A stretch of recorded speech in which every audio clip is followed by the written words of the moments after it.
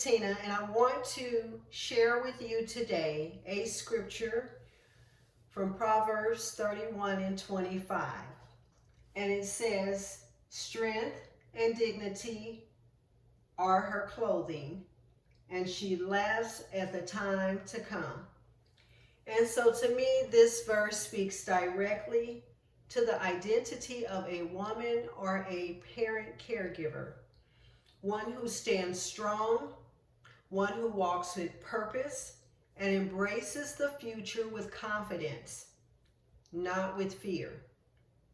It reflects a message of reclaiming identity, living fully and rising in strength while nurturing others. Again, Proverbs 31, verse 25, "Strength and dignity are her clothing, and she laughs at the times to come." And so that is my scripture that I want to share with you. We're getting ready to get right into the message today. We have a lot to cover.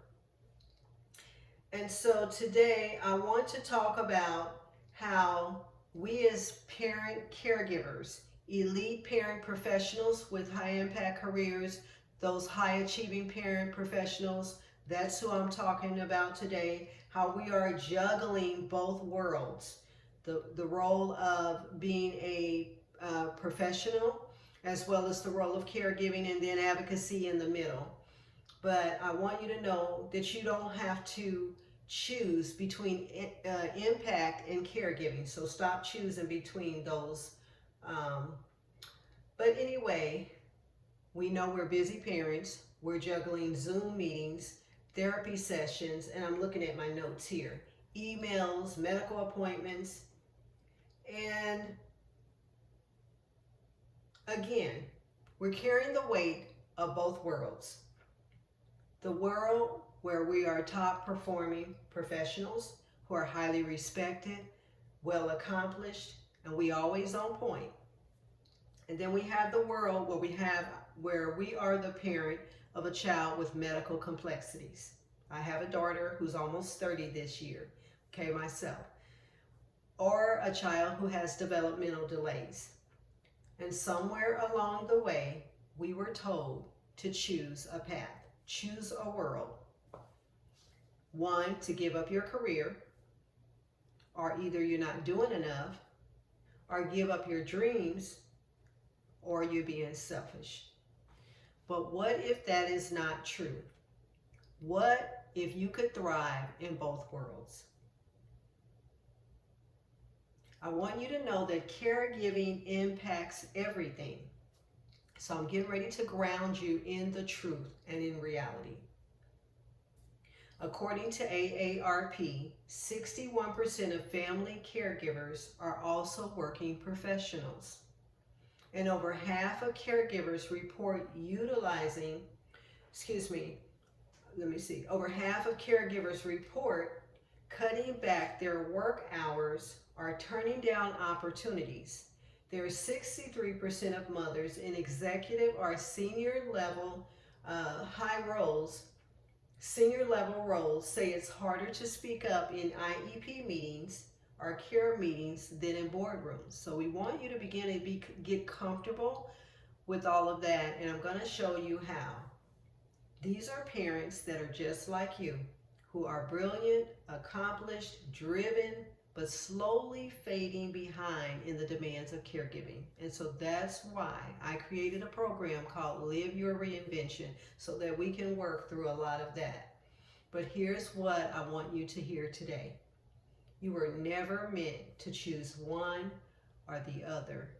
Caregiving, parent professional, advocacy. You do not have to choose. You're really meant to lead in both areas.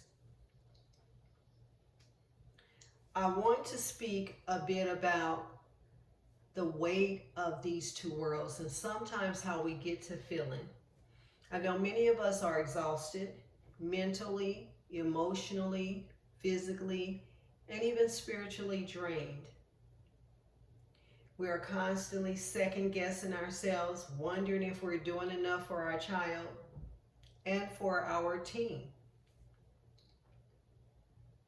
We've quietly pulled back from promotions at work, projects, or even our creative passions.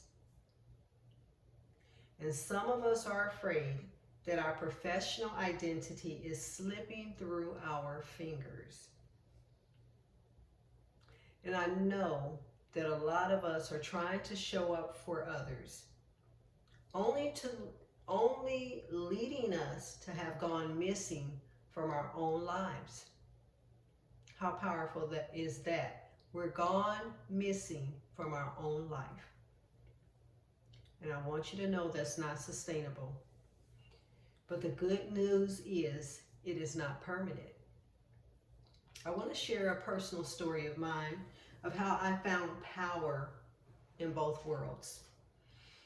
I want to take you back to my early days when my daughter was 6 years old. And I was trying to figure a lot of things out when I decided to step into something bigger. I joined the managing board of my daughter's early intervention program as the parent representative for 135 families. At that time for me, it wasn't just about helping my daughter anymore. I wanted to understand this disability world more deeply. I wanted to walk beside other families on their journey too. Y'all, this was a win-win for me because during that season, something powerful in me shifted. My identity began to evolve. I stopped shrinking and I started standing. I realized that I didn't have to leave my strengths behind. I could bring them with me. And God had already gifted me with leadership, discernment, strategies. My career only sharpened these skills. Now, in this role on the managing board, I use these skills to advocate, to connect, and to lead in a new space with real purpose.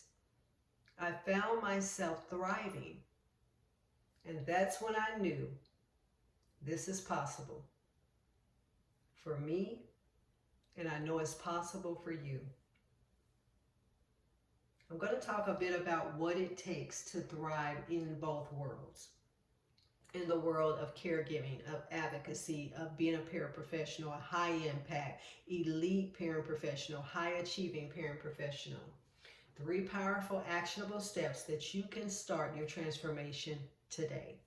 Number 1, we want you to define success. What does that look like to you? So I want you to ask yourself, what does success look like now? Not before the diagnosis of your child's medical complexity, but what does it look like now? Is it being emotionally present?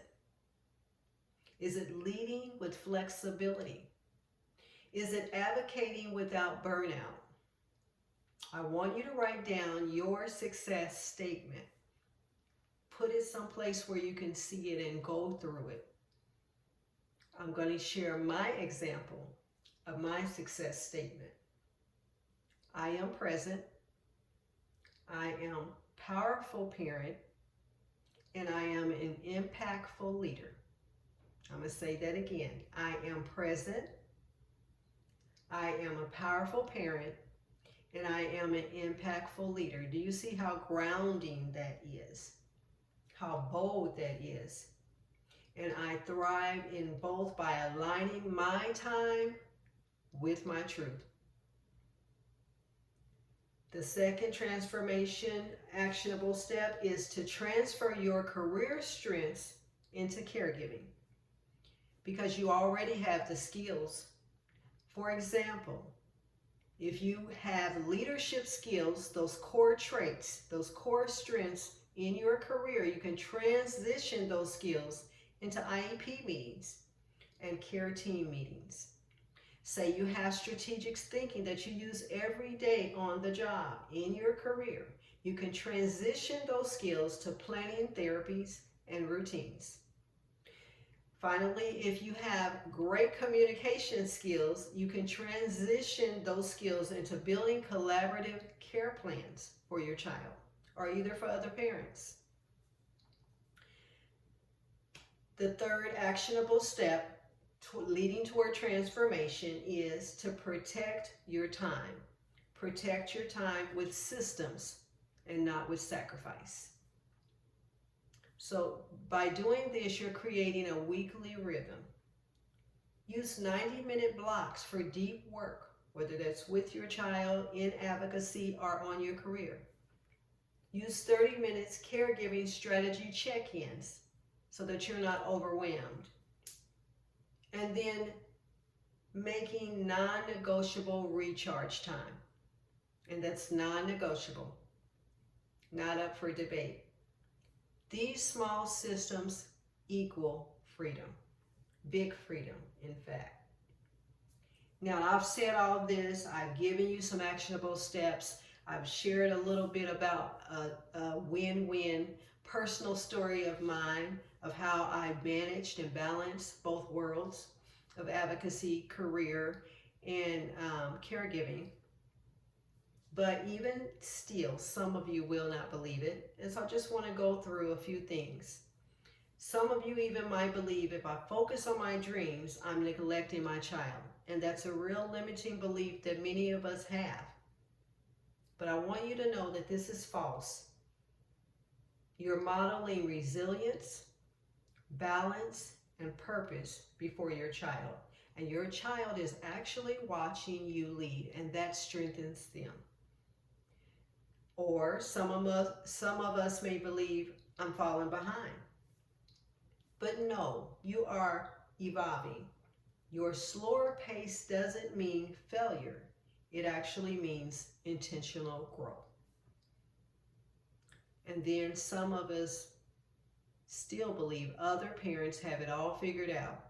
And to be honest, nobody has it figured out. Even though it might look good on the outside, nobody has it all figured out. We're all learning, and we're learning together. No one has it all figured out. They've just chosen support systems and systems that work. I want to share with you a case scenario from survival to reinvention. So there is a young woman named Nadia. She's an ER physician. So she's an elite parent professional and a mother of a child with cerebral palsy. And before joining a program like mine of Live Your Reinvention, she was running on fumes, missing both patient rounds and parent-teacher meetings, questioning if she could do either well. But after implementing the reinvention pillars, she restructured her calls.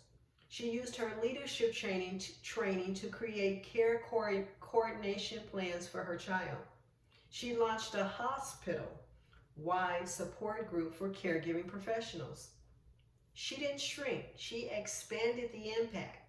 And you can too, and I can show you how.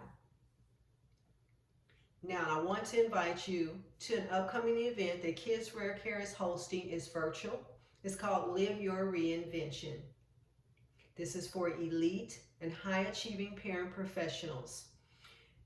So I want to be able to share with you the pillars to reclaim your identity, reignite your passions, redefine what thriving looks to you, and to lead at home as a caregiver and at work in your professional life with confidence. This isn't about doing more, but it's about doing it differently. And so if you go to the link in my bio, you'll see the Live Your Reinvention link. If not, go ahead and DM me and I will get that over to you. But what I want to do is to work with you to live your reinvention so that you can thrive and your child can too. As always, I want you to know I'm on this journey with you.